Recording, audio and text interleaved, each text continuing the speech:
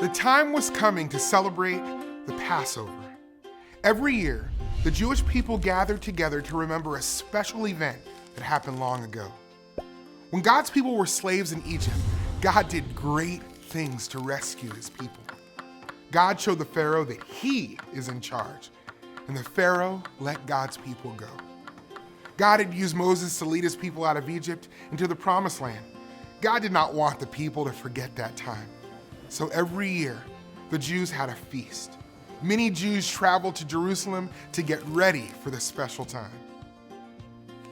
6 days before the Passover feast began, Jesus went to the town of Bethany. Bethany was near Jerusalem, and Jesus' friend Lazarus lived there with his sisters, Mary and Martha. Lazarus was the man Jesus had raised from the dead. Jesus went to his friend Simon's house for a meal. Jesus was reclining at the table when Mary, Lazarus' sister, came to him. She had a jar of very expensive oil. The oil smelled good, like a perfume. Mary broke open the jar and poured the oil on Jesus' head. Jesus' disciples were very upset. They thought Mary had wasted the expensive oil. The oil was worth 300 denarii, about a year's pay.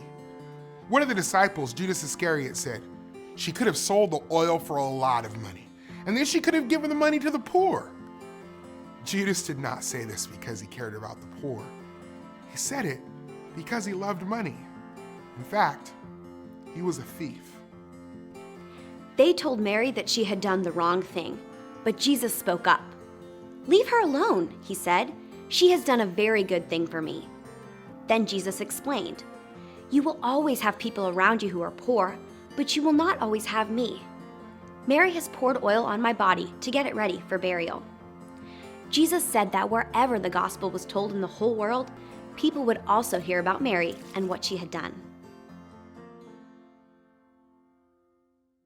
Pouring the very expensive oil on Jesus was not a waste. It was worship. By allowing Mary to anoint him, Jesus showed that he is more valuable than anything.